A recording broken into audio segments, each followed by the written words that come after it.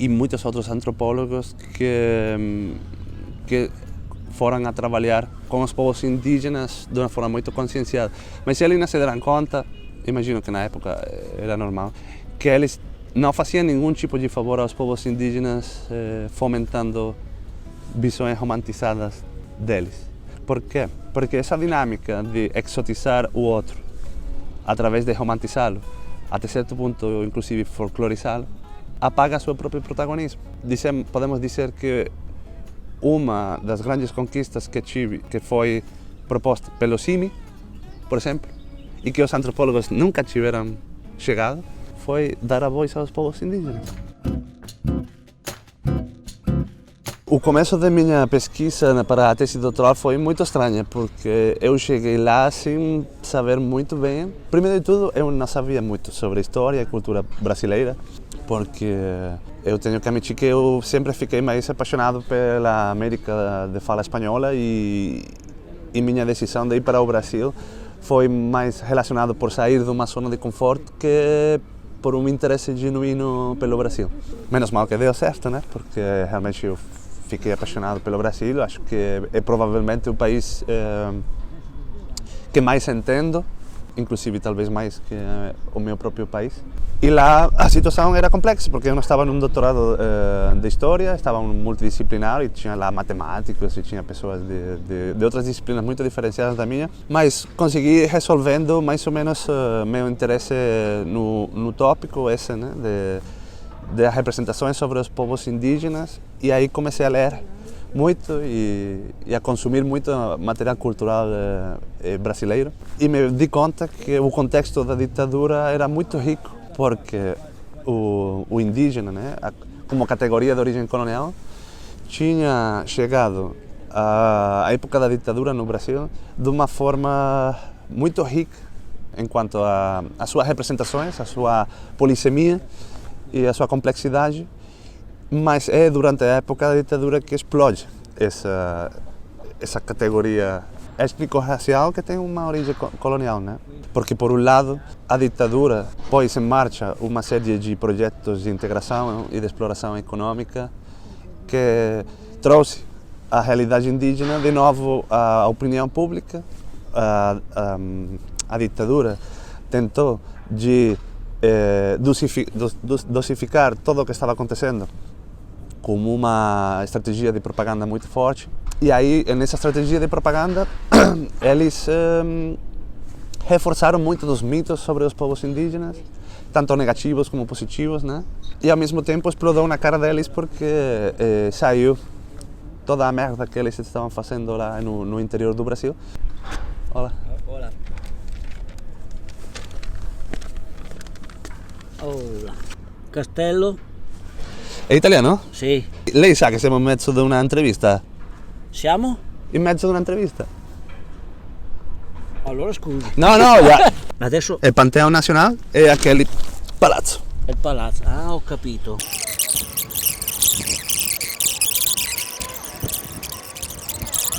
Allora dove sei entrato spostati, che stanno facendo l'intervista. Ho interrotto l'intervista. No, non ti preoccupare, non ti preoccupare. Então, nesse sentido, faz muito rico o contexto da ditadura para as representações indígenas. Por exemplo, eu parto da hipótese de que os povos indígenas, a categoria índio, foi usado pelos europeus desde a chegada da América como uma espécie de espelho invertido no qual se reflexa, se diz assim? Para refletir enquanto a proposta, nesse sentido europeu, era colonial. Por exemplo, os indígenas representavam o contrário do que era a colonização europeia, que era trazer a civilização, era trazer a religião verdadeira e as boas costumes. E com o tempo, essa visão foi complexizada sempre como um reflexo contrário, né, invertido, do que representamos nós, né? Por exemplo, ao longo do século XIX, quando os românticos queriam falar da decadência da sociedade ocidental, falavam de que os povos indígenas eram ainda como o remanescente de uma sociedade mais inocente, mais comunitária e, portanto, mais bonita. O SPI, né, Serviço de Proteção ao Índio, era uma instituição que estava baseada numa visão romantizada do contato interétnico, baseada nas experiências do Marechal Rondon e baseado especialmente na ideologia e na metodologia dele, que era uma ideologia e metodologia, certo, positivista, que acreditava que os povos indígenas eram populações que deveriam ser salvadas para a civilização de uma forma dosificada, mas ele falava, e o SPI falava, de um bandeirismo doce, né? Baseado em ensinar a ser civilizados e a ser bons cidadãos, que não era novo, porque já no século XIX se fazia com as missões do Império. Anteriormente, podemos dizer que a origem ideológica disso pode ser o Diretório Pombalino, que estava muito baseado também nessa ideia, nessa dinâmica. Mas o que aconteceu, o SPI chegou num momento no qual o Brasil estava tendo uma projeção hacia seu interior, hacia o Interland, muito forte. E viu que a metodologia rondoniana era muito boa para abrir as terras indígenas à integração econômica. Não porque queriam realmente que os indígenas formassem parte da... Ou seja, eu acho que não é que tinha uma intenção por parte do Estado e sobretudo das elites detrás do Estado por realmente integrar os povos indígenas, senão que a partir da proposta de Rondon abrir aquelas terras para novas explorações econômicas. O que aconteceu nesse sentido? O SPI nunca conseguiu viver a própria lógica. Sempre viveu uma eterna crise entre ser uma instituição do Estado que não estava interessado na integração definitiva dos povos indígenas. Isso fazia o SPI entrar em dinâmicas locais de poder muito complexas entre as élites da terra, os povos indígenas, os próprios camponeses, que criavam uma dinâmica de crises contínuas que acabavam por ser sempre em prejuízo dos povos indígenas, ou seja, os povos indígenas que mais sofriam.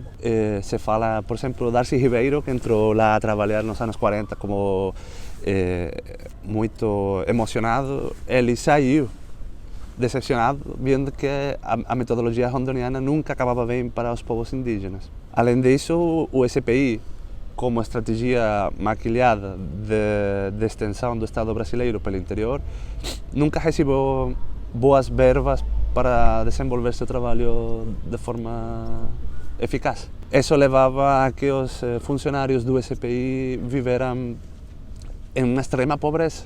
Tem o Francisco Meireles, né, o Chico Meireles, ele é um cara que entrou no CPI fugindo porque ele era comunista. Então era uma pessoa com uma consciência de classe muito grande. E ele diz que às vezes eles davam ferramentas aos indígenas e quando os indígenas viam as condições nas quais moravam os funcionários do SPI, eles davam de volta, porque estavam pior que os indígenas nesse sentido. Então estamos dizendo que se está criando aí uma dinâmica que não só nunca daria certo para a metodologia e a proposta do SPI, sino que tem o caldo perfeito para gerar toda uma dinâmica corrupta muito grande. As pressões contínuas das élites da terra e dos grandes projetos econômicos. Funcionários pobres que estão vivendo situações muito complexas. O que aconteceu é que quando chegou aos anos 50 e 60, o SPI era um caos total. Eu tenho pesquisas feitas de dirigentes do SPI muito comprometidos com a causa, de ter que se saltar as regras para poder fazer o trabalho.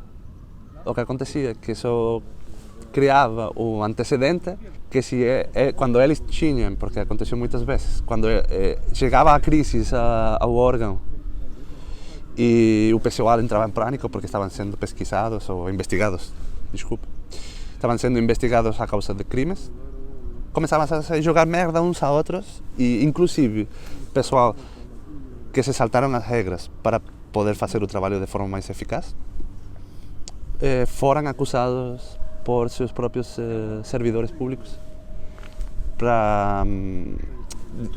sinalando isso, né? O que aconteceu, chegou aos anos 60 e o caos do SPI era generalizado. Os escândalos como a massacre do Paralelo 11 contra os cintas largas chegou à opinião pública e favoreceu a investigação do CPI, Comissão Parlamentar de Inquérito, de 1963, que começou a levantar muita coisa até o ponto de que quando se acabou a pesquisa, magicamente, o lugar onde estava arquivado pegou fogo. Lembro também de um testemunho de Noel Nattels, que é um médico do SPI, que ele foi diretor do SPI durante 6 meses, e ele falava que saiu daí porque nunca foi a visitar a sua oficina, né, o seu gabinete, para lhe propor uma coisa boa para os índios. Nunca, ninguém. Foram sempre elites da terra ou políticos que tentavam subornar ele ou que tentavam puxar para fazer políticas em contra dos indígenas, e ele se deu conta que o SPI era basicamente uma máquina de criar prejuízo contra os povos indígenas, né? O que aconteceu? Que toda essa coisa que eu falei de que pegou fogo o arquivo, se convocou um segundo CPI, que é o famoso relatório Figueiredo, que viu a luz no 67. Houve lá também muita confusão, porque quando saiu se demonstrou que a corrupção era generalizada. E por um lado se escondeu tudo o que aconteceu, aproveitando a confusão de que pegou fogo os arquivos do anterior, ao ponto de que o anterior se meio perdeu, e o relatório Figueiredo foi escondido, fingindo que o fogo também tinha desaparecido esse arquivo. Só foi achado por Marcelo Selig durante as pesquisas da Comissão Nacional da Verdade. Não sei se em 2008 ou assim, ou foi posterior. E ele achou um caixote com o arquivo do relatório Figueiredo no Museu do Índio. E o que aconteceu aí, a ditadura foi muito inteligente, porque o interesse nas terras indígenas continuava, sobretudo na política desenvolventista da ditadura, e viu uma possibilidade de ouro, né? Porque viu a possibilidade de acabar com o SPI e criar um novo órgão indigenista totalmente submetido, ou seja, liberalizado de toda a carga rondoniana de amor ao indígena do SPI, e criar um novo órgão indigenista completamente submetido à ideologia e aos projetos geoestratégicos da ditadura. E aí é que surgiu a FUNAI. A separação que eu fiz na análise dos dados em minha tese doutoral foi relativamente simples. Eu tentei de fazer uma primeira parte dedicada a representações negativas dos povos indígenas e uma segunda parte de representações positivas dos povos indígenas. E aí misturei um pouco, tanto o poder como pela sociedade, e para ver um pouquinho as conexões que tinha entre o poder e a sociedade, e ao mesmo tempo de como essa forma de representar o outro acaba por ter um efeito direto nas relações interétnicas, na forma na que interatuamos com a alteridade, né? Na primeira parte, então, eu começo um pouquinho com a ideologia militar sobre os povos indígenas, e aí descubro que a ditadura veia os povos indígenas como população potencialmente perigosa, principalmente porque eles representavam o vazio. Eles eram os moradores dos grandes vazios do interior brasileiro, que eram sensíveis a virar focos de instabilidade de segurança. Essa forma de enxergar os indígenas pelos militares tive várias representações. Se falava que eles eram vítimas fáceis como era que eles falavam? Eles falavam tipo ideologias comunistas orientais ou uma coisa assim, de ficar apaixonados e de acreditar. Eles tinham muito medo também de que as populações indígenas, penso que foi posterior, né, ao longo da criação do movimento indígena, de que as nações indígenas tentaram criar movimentos nacionalistas separatistas e também que eles acolheram guerrilheiros, tipo, por exemplo, com aquele da Araguaia ou com guerrilheiros cubanos, etc. Além disso, os militares eram muito inteligentes e eles sabiam que os povos indígenas tinham uma carga simbólica para a sociedade brasileira gigante. Então eles criaram toda uma maquinária propagandística na qual os grandes projetos econômicos e de integração da Amazônia estava focada em levar a civilização e o desenvolvimento aos povos indígenas. O que acontecia é que, por exemplo, quando se fez a estrada, que unia, era um pedacinho daquela estrada que passa pelo norte do Xingu, que ainda hoje passa pelo norte do Parque do Xingu. Eles, por exemplo, quando quiseram fazer aquela estrada, atacaram os indigenistas do Parque do Xingu, dizendo que eles queriam manter ao indígena no primitivismo para alimentar suas visões românticas dos povos indígenas. Mientras que eles, os militares, queriam levar a civilização e o desenvolvimento aos povos indígenas. Então, nesse sentido, eles criaram toda uma matéria propagandística muito potente, mas que não tive muito sucesso. Isso se vê que durante a época do Milagre, ainda que pareça que não tem muito confronto dentro do Brasil, porque internacionalmente sim, porque foi naquela época do Tribunal Russell, foi também uma comissão da Cruz Vermelha que veio para o Brasil. Também, abertamente, o Marlon Brando acusou de genocídio aos militares brasileiros. Dentro do Brasil não houve muita contestação, mas não é porque o aparato propagandístico militar tinha sucesso, sino porque coincidiu com os anos do chumbo. Então acho que talvez a censura e a repressão foi muito forte, porque quando esses anos passaram, começou a sair todas aquelas organizações que estavam a favor dos indígenas e se começou a fazer uma crítica muito grande da política indigenista, da ditadura, e aí saiu o CIMI, o Conselho Indigenista Missionário, que a ditadura não sabia como lidar com isso, porque são missionários, são intocáveis, né? E eles aproveitaram isso para organizar os povos indígenas e levá-los ao que todo mundo conhece, né?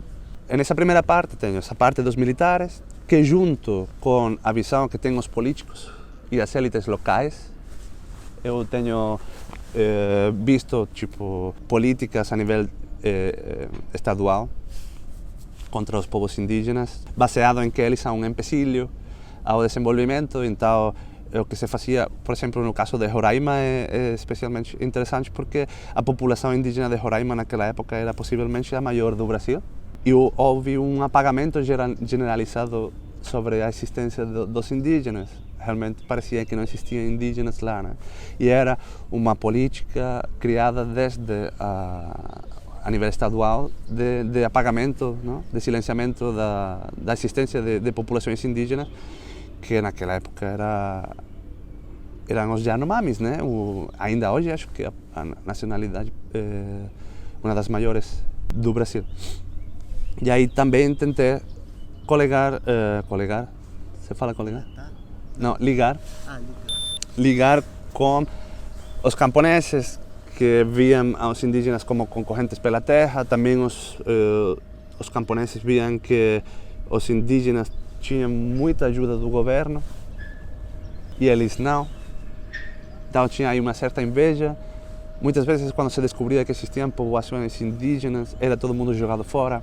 E isso criava também tensões entre pobres, nesse sentido. E então vi que, nessa primeira parte da minha tese doutoral, como se criava e se continuava a representar uma imagem super negativizada dos povos indígenas como um mal que às vezes chegava a ser irracional. Ou seja, como falamos antes, criar um medo ao outro para poder desnaturalizá-lo, desumanizá-lo e virá-lo uma espécie de concorrente não humano. E, portanto, se você mata eles, se você ajuda na desaparição desses sujeitos, você não se sente mal, porque eles não são humanos. E aí surgem um monte de representações que pareciam que estavam sumidas, como que eles são antropófagos. Eu tenho visto políticos locais falando aos jornais de que tinham que vir o exército lá porque tinha índios antropófagos que gostavam de cozinhar as pessoas com mel, tipo como fazer, sabe, pratos até gourmet com as pessoas. Ou representações do selvagem ou do bárbaro, que parece que estavam recuperando representações do século XVII, do século XVIII, que pareciam já superadas, né? E aí, na segunda parte da tese, eu falo dessas representações positivas. Eu começo com os antropólogos brasileiros. Como a antropologia brasileira se formou desde uma perspectiva muito conscienciada com a questão indígena, a diferença das escolas europeias, que veían o índio como uma coisa muito exotizada, eles veían como uma espécie de companheiro ou de população nossa que estamos estudando para ajudar. E daí saiu gente como Darcy Ribeiro e muitos outros antropólogos que foram a trabalhar com os povos indígenas de uma forma muito conscienciada. Mas eles não se deram conta, imagino que na época era normal, que eles não faziam nenhum tipo de favor aos povos indígenas fomentando visões romantizadas deles. Por quê? Porque essa dinâmica de exotizar o outro através de romantizá-lo, até certo ponto inclusive folclorizá-lo, apaga seu próprio protagonismo. Podemos dizer que uma das grandes conquistas que tive, que foi proposta pelo CIMI, por exemplo, e que os antropólogos nunca tiveram chegado, foi dar a voz aos povos indígenas. Então estamos falando de que os antropólogos brasileiros em geral estavam muito chateados com toda a política indigenista, tanto na época do CPI, mas especialmente na época da FUNAI e da ditadura, mas eles continuavam com seus debates se integrar ou não integrar os povos indígenas, se temos que fazer como se faz no Parque do Xingu, mas eles nunca chegaram à conclusão de que talvez tinham que perguntar aos povos indígenas que era o que eles queriam. E aí passo de trabalhar os antropólogos nessa perspectiva a proposta do CIMI, que eu talvez peco um pouquinho na minha tese de ser um pouquinho criticar a todo mundo, né? Mas os missionários da libertação, eles tinham também seus interesses e representavam os povos indígenas segundo esses interesses. Qual é o interesse do CIMI? O interesse do CIMI é fortalecer a evangelização e fortalecer a Igreja Católica no Brasil. É certo que eles tinham uma proposta de respeito pela cultura indígena e também eles tinham uma visão dos indígenas desde a perspectiva de classe, muito marxista, e por isso ajudaram, como posso dizer, sim, ajudaram aos povos indígenas a se organizar e a pegar o protagonismo da situação. Mas no fundo, eles tinham esse interesse na evangelização, então eles também continuavam a gerar representações dos povos indígenas desde essa perspectiva. Por exemplo, de povo mártir, de uma alteridade que estava sendo uma espécie de inocente. Ou seja, eles usavam muito essa ideia de que os indígenas eram como Jesus Cristo reencarnado, né? Pessoas que só têm coisas boas e que estão sendo assediados por um inimigo que representa toda a maldade da humanidade, né? E nesse sentido continuava a romantizar os povos indígenas e também era um exercício de ego, porque quando os missionários do CIMI entravam muito em confrontação procurando viver situações de martírio quase para seus próprios objetivos espirituais nesse sentido, porque não eram objetivos de poder, eram objetivos espirituais, ainda que de poder também tiveram, porque achei muita crítica de lideranças indígenas a certas práticas invasivas dos missionários, sobretudo respeito a outros setores da sociedade brasileira que queriam apoiar aos povos indígenas. E acabo um pouquinho a tese falando da opinião pública brasileira. Houve uma virada muito grande no 78 com a questão da emancipação indígena. Os militares fizeram uma leitura muito errada do que estava acontecendo. No 74 entra no ministério Rangel Reis e ele coloca na presidência da FUNAI a Smart Araújo de Oliveira, um militar que, como toda a política também do Rangel Reis, era uma política que tentava continuar o núcleo duro da ditadura, mas com uma representação de amabilidade. E foi uma estratégia que também fez a FUNAI. A FUNAI tentou falar com o CIMI, só que não, o CIMI, enquanto viu que as políticas continuavam o mesmo, continuou a brigar com a FUNAI. E foi é muito divertido de ver, porque você vê a frustração dos militares com os missionários. Mas tentou também se avizinhar aos antropólogos e propor alternativas. Também os antropólogos, com o tempo, viram que a atitude da FUNAI não estava mudando, era só uma ilusão, era só uma estratégia. Mas os próprios militares, imagino que animados por a época dos anos do chumbo, ou o silenciamento talvez de certa opinião pública contra eles, continuaram adiante até propor o projeto de emancipação, que era basicamente emancipar os povos indígenas, dizer que já não são mais índios, são todos cidadãos, tirar terras indígenas, dividir em lotes individuais ou familiares, com os perigos que isso tem, de mal vender e de ficar na pobreza, etc. E foi muito interessante porque só na proposta já levantou em todo o Brasil uma resistência gigante. E aí começou a se criar comissões pró-indígenas por todo o Brasil e a fazer uma sinergia muito grande com o CIMI. O CIMI estava já desde fazia alguns anos ajudando a organização do movimento indígena. Todo mundo se volcou na organização dos povos indígenas. Os indígenas aproveitaram a conjuntura e fizeram uma leitura muito inteligente do que estava acontecendo e se organizaram efetivamente. E aí saiu Mário Juruna, elegido como deputado pelo Rio e tudo isso. Mas a coisa interessante que eu acho que proponho na minha pesquisa da tese era que ainda grupos que queriam apoiar os povos indígenas continuavam a gerar e a consumir uma representação dos povos indígenas que não era real. É dizer, se começou a criar essa ideia, porque os povos indígenas foram muito inteligentes. Eles viram que os brancos adoravam consumir a imagem do indígena que lutava contra a ditadura. E eles representavam uma liberdade que a ditadura apagava. Eles representavam as políticas negativas, sobretudo econômicas, né, da ditadura. E os povos indígenas viram que isso era assim e se ofereceram como guardiães da natureza, como ativistas que estavam sempre na esplanada dos ministérios, brigando com o governo, etc. Eles alimentaram essas representações. Só que aconteceu que com o passar do tempo, os povos indígenas continuavam na luta. E as lutas sempre têm negociações, têm pontos intermédios, têm problemáticas internas, né?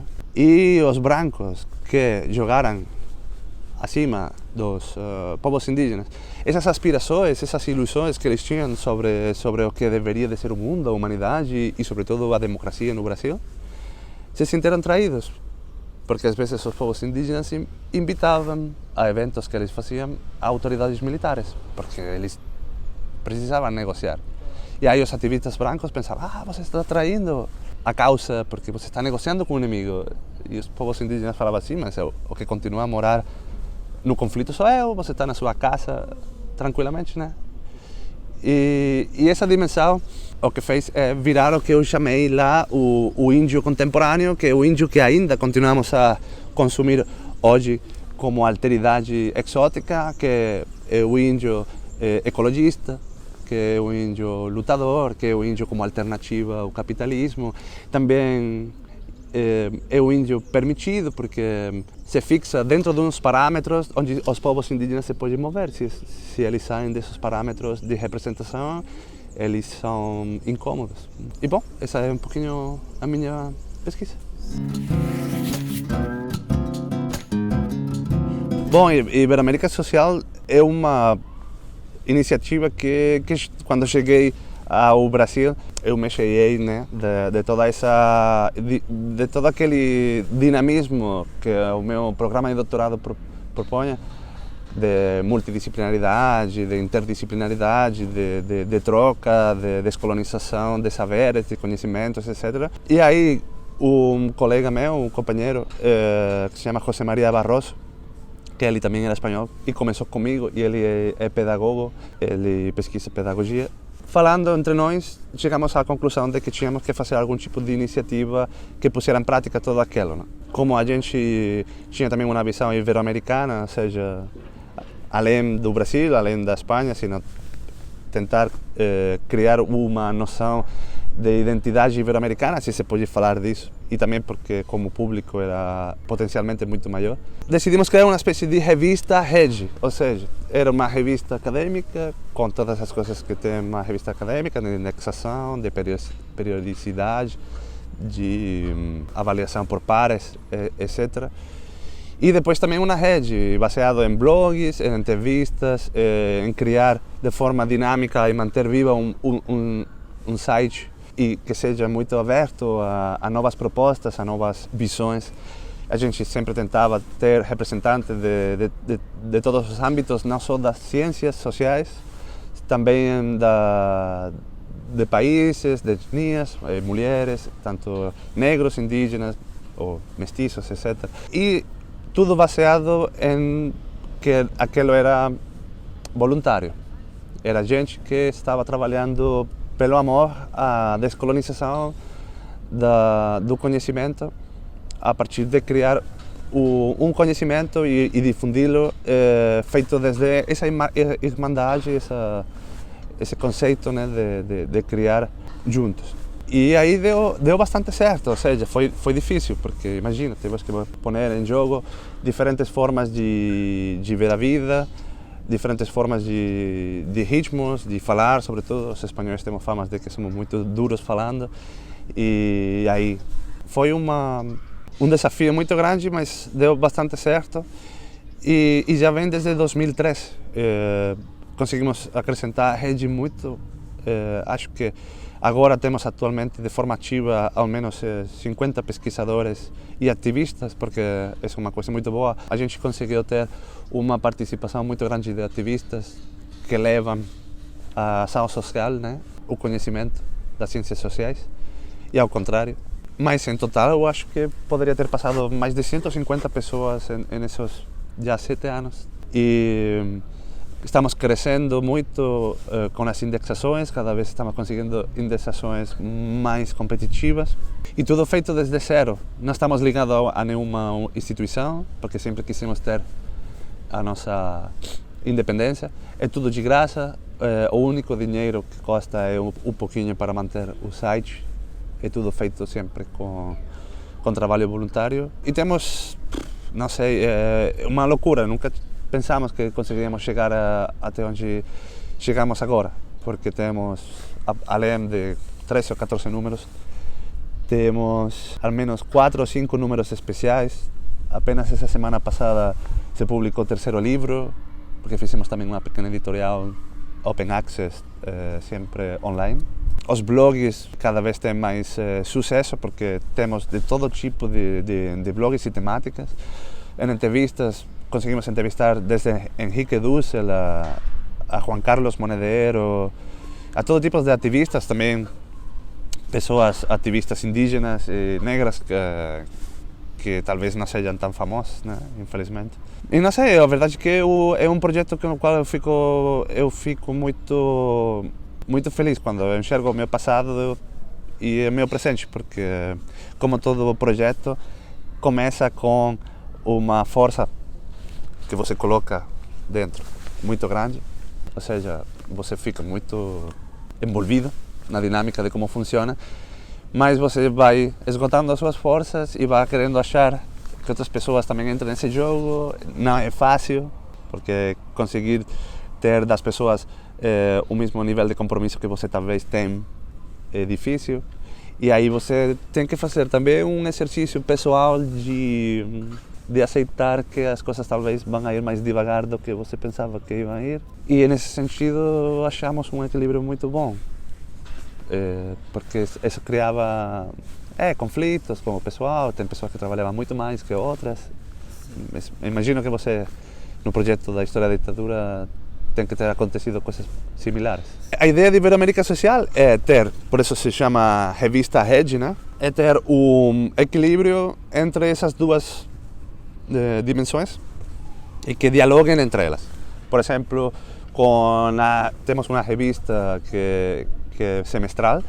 Além disso, temos os livros, como falei, e temos os números especiais, que talvez vêm de congressos, etc. A gente que se organiza, propõe um dossiê e fazemos um número especial. E isso temos um Open Journal System, cumpre todas as regras do mundo acadêmico, mas depois a gente deconstrui isso e coloca no site, totalmente deconstruído, como se fosse um blog, e conseguimos ter muito sucesso graças a isso, porque o próprio formato do artigo científico e como vias que você tem para achar esse artigo científico não são fáceis para as pessoas que não conhecem esse entorno, porque você talvez tem que entrar nos repositórios, carregar o PDF, às vezes o botão do PDF está meio escondido. Eu que sou do mundo acadêmico já sei mais ou menos como funciona, mas não é fácil. Então o que a gente faz é coloca no site como se fosse um blog e temos experiência de leitores que só se deram conta que era realmente um artigo científico quando viram a bibliografia final, etc. Sabe?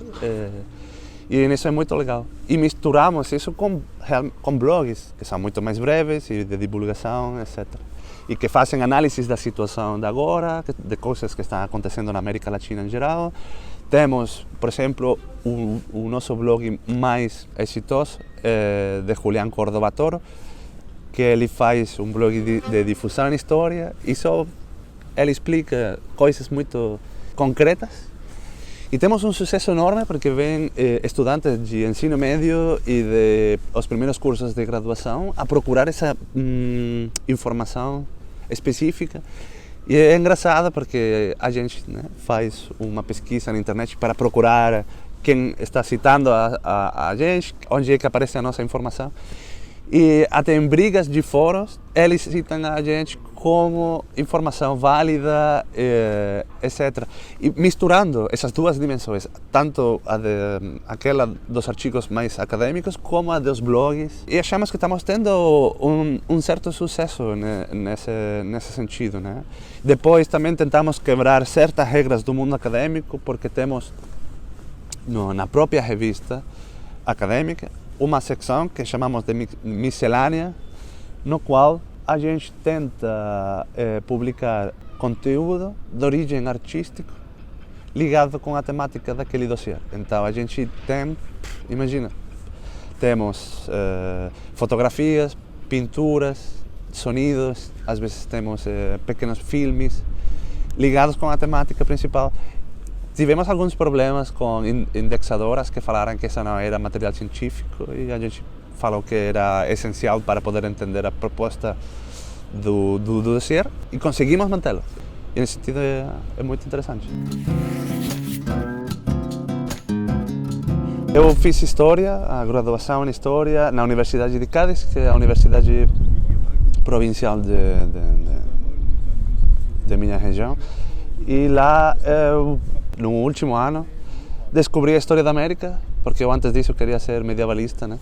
Mas uma professora que se chama Maria Dolores Pérez Murillo, ela dava umas aulas muito comprometidas, né? Que você ficava muito empolgado pela história da América e toda a questão colonial e as consequências da colonização, etc. E aí eu me di conta de que era a coisa que eu mais gostava. E dentro disso a questão indígena, né?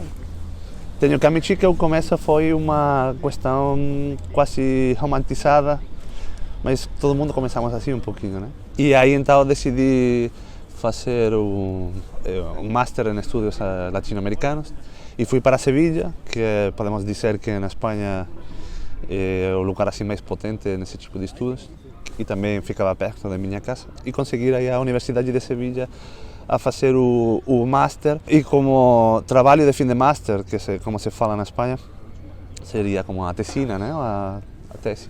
Eu fui para Equador, eu tive financiação pela Oficina de Cooperação Internacional da Universidade de Sevilha, e com esse dinheiro, que não era muito, mas me deu para pagar a passagem e um pouquinho das diárias. Eu fiquei lá em terra indígena, na Amazônia equatoriana, com indígenas quichuas amazônicos, que tem uma história muito interessante, porque eles são originários da serra, das montanhas, dos Andes, mas que na época colonial foram levados à Amazônia e ficaram lá e pegaram muito das culturas locais. E morei com ele 3 meses, e aí foi um golpe de realidade, porque se confrontou a imaginação, né, a representação romantizada que eu tinha dos povos indígenas e da situação na América Latina. Também resolvi que eu não era bom antropólogo, mas comecei a ter uma certa paixão por confrontar as coisas como as imaginamos, ou a ensonhação que temos sobre as coisas, e depois como a partir dessa representação mental que a gente faz, lidamos com essas coisas. E nesse sentido, como continuava muito apaixonado pela questão indígena, quando voltei para a Espanha, me di conta que, me confrontando com os companheiros do Master, que ninguém foi para a América Latina para fazer a pesquisa, eu fui o único. Eles continuavam a falar dessa forma romantizada ou preconceituosa da América Latina, e me di conta que para ser um bom pesquisador da história da América Latina, eu tinha que fazer lá. E aí, procurando diversas opções, vi que tinha a possibilidade de ir para a UFBA, a um doutorado multidisciplinar, muito assim, era muito experimental, mas era muito interessante a proposta. E aí consegui a bolsa para estrangeiros e fui ao Brasil.